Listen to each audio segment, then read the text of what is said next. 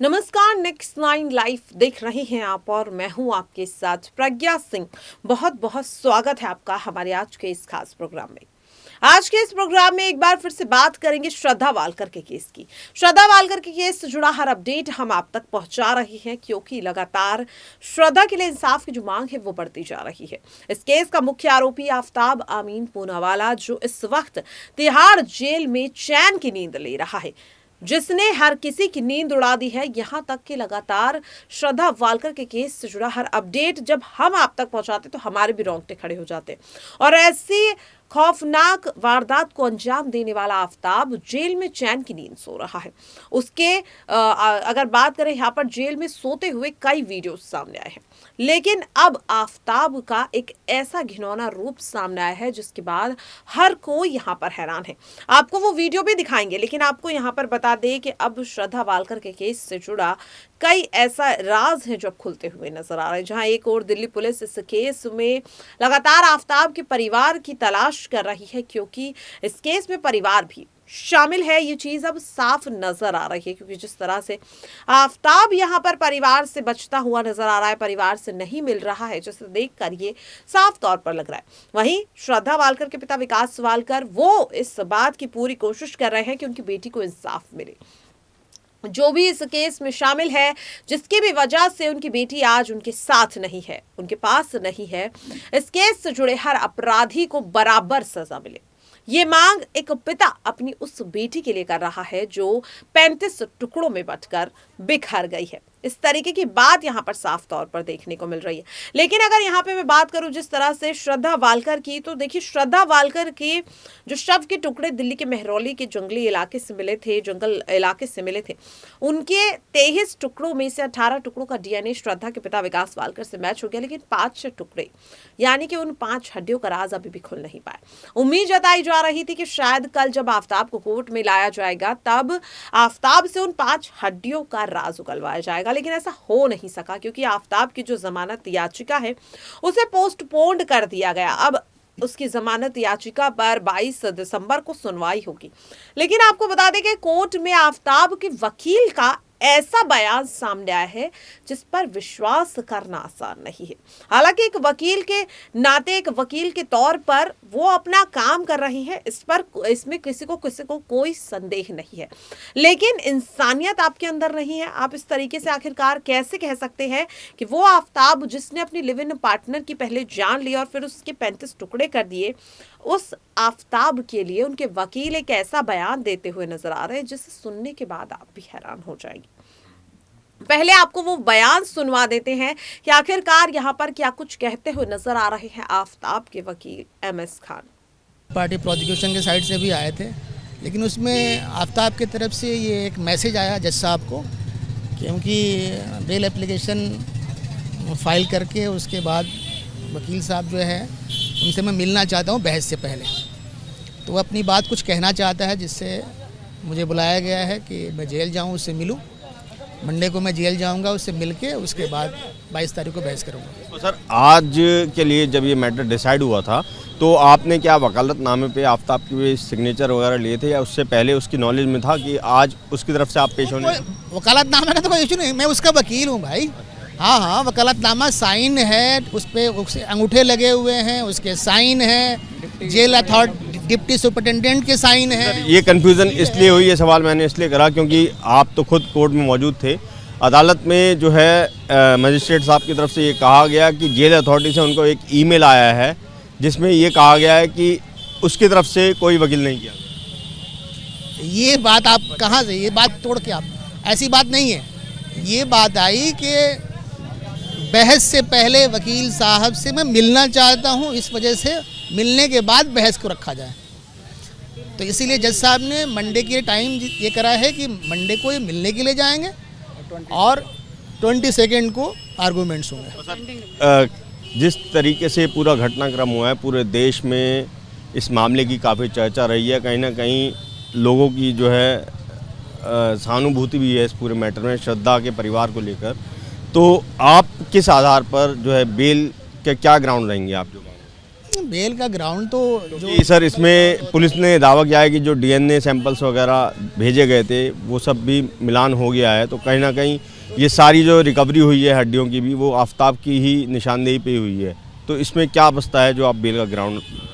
वो तो डीएनए की जो मिलान हुआ है और जो रिपोर्ट,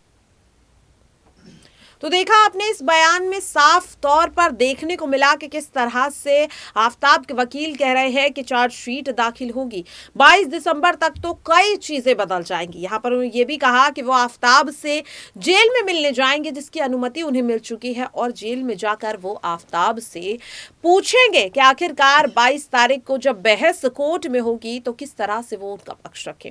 यहां पर हैरान कर देने वाली बात आपको भी एक लगी होगी जिसमें वकील कहते हुए नजर आ रहे हैं कि चार्जशीट दाखिल होने तक 22 दिसंबर में पेशी होने तक तो डीएनए रिपोर्ट ही उड़ जाएगी, सबूत सारे उड़ जाएंगे। आखिरकार इस बात का अंदाजा क्या लगाया जाए?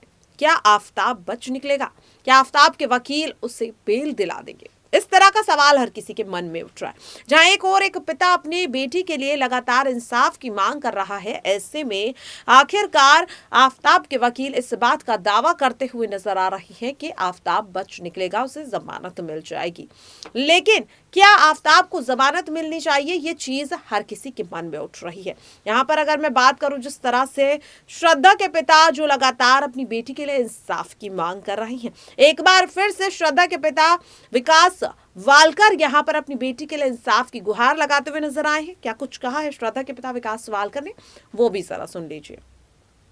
क्या-क्या आपने हाईलाइट किया? मेरी बेटी ने जो 2020 में नवंबर 2020 में जो कंप्लेंट की थी उसके बारे में मुझे कुछ जानकारी चाहिए थी।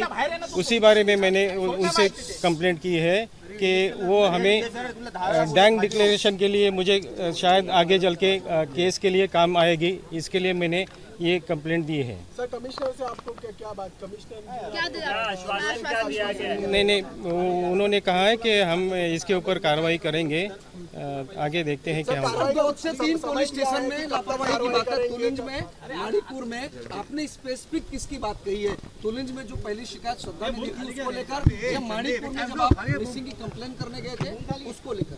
नहीं, मैंने जो तुलिंज में जो 2020 में जो कंप्लेंट की थी मेरी बेटी ने, उसी के बारे में मैंने वापस पूछा है। तो अभी कमिश्नर साहब ने क्या आश्वासन दिया है? क्योंकि जो पुलिस अधिकारी उस वक्त थे 2020 में, उनका ट्रांसफर हो गया है। जो कमिश्नर साहब यहाँ हैं उनका ज्यूरिडिक्शन नहीं आता, तो क्या संबंधित मुंबई पुलिस कमिश्नर से वो बात करेंगे इस पूरे मामले में? नहीं, उन्होंने यही कहा है कि मैं इंक्वायरी कर लेता हूँ, ये मेरा पहला ही काम है, कल ही मैं यहाँ पे रिज्यूम हुआ हूँ, तो मैं इसके ऊपर जरूर सोचूंगा। सर, आपका डीएनए भी मैच हुआ है श्रद्धा से? श्रद्धा, आपका डीएनए मैच हुआ है? कल आपको लग रहा है कि अब इस पूरे केस में कहीं ना कहीं ऑथेंटिक तौर पर सबूत सामने आ गया कि आफताब ने जो घटना को अंजाम दिया था वो इस पूरे मामले में अब जो कंफेस किया था, एक सबूत मिला, एक एविडेंस मिला है, तो आगे किस तरह से कार्रवाई होनी चाहिए? जी हाँ, ये हमें अभी ऐसा लग रहा है कि ये एक डीएनए रिपोर्ट का स्ट्रांग एविडेंस होगा, तो उसके ऊपर ज़रूर कार्रवाई होनी चाहिए। और हमें यही लग रहा है कि ये अभी आगे उसके ऊपर कार्रवाई होगी। दिल्ली पुलिस ने इस बारे में आपको सर, डीएनए आपका मैच हो गया, क्या इस बारे में कोई जानकारी दी गई है? जी हाँ, मुझे जानकारी दी गई है कि डीएनए मैच हुआ है, अभी देखते हैं क्या होगा। जी, आपसे सवाल है, क्या आप इसको लेकर के गृह मंत्री से मुलाकात करेंगे, देवेंद्र जी से बात करेंगे इसको लेकर के? आज मधुकर पांडे नए पुलिस आयुक्त ने सबसे पहला काम ज्वाइंट होने के बाद में श्रद्धा वालकर का विषय लिया। आज काफी प्रदीर्घ हमारी लगभग 40 मिनट से ज्यादा चर्चा हुई है। उन्होंने हमारे सामने दिल्ली पुलिस के संबंधित अधिकारियों से बातचीत की। आज आफताब की ओर से जमानत के लिए स्पेशल एप्लीकेशन की गई है, लेकिन पुलिस ने आश्वस्त किया है कि अभी इन्वेस्टिगेशन चल रहा है, पुलिस उनको जमानत के लिए अनुमति नहीं देंगी। जो नवंबर 2020 में विकास वालकर जी का कहना है कि श्रद्धा ने एक कंप्लेंट की थी तुलिंज पुलिस स्टेशन में, तो उसके संदर्भ में भी वसई विरार पुलिस ने इंक्वायरी शुरू की है। अभी नए पुलिस आयुक्त ने कहा मैं उसमें भी 2 दिन के अंदर पूरा जांच कर लूँ। तो यहाँ पर साफ तौर पर श्रद्धा के पिता सिर्फ एक चीज चाहते हैं कि जो भी इस केस में शामिल है, जिसने भी आफ्ताब के साथ मिलकर उनकी बेटी की जान ली है, उसे बराबर की सजा मिलनी चाहिए। सवाल आपसे जाते जाते इस प्रोग्राम में लगातार हम यही पूछेंगे कि क्या आफ्ताब को बेल मिलनी चाहिए? एक ऐसा अपराधी जिसने अपने लिव इन पार्टनर के 35 टुकड़े कर दिए हो, क्या उससे बेल मिलनी चाहिए? अपनी राय कमेंट बॉक्स में जरूर रखिएगा। आज के लिए इस खास प्रोग्राम में इतना ही। बाकी श्रद्धा वालकर के केस से जुड़ा हर अपडेट जानने के लिए चैनल को सब्सक्राइब करना बिल्कुल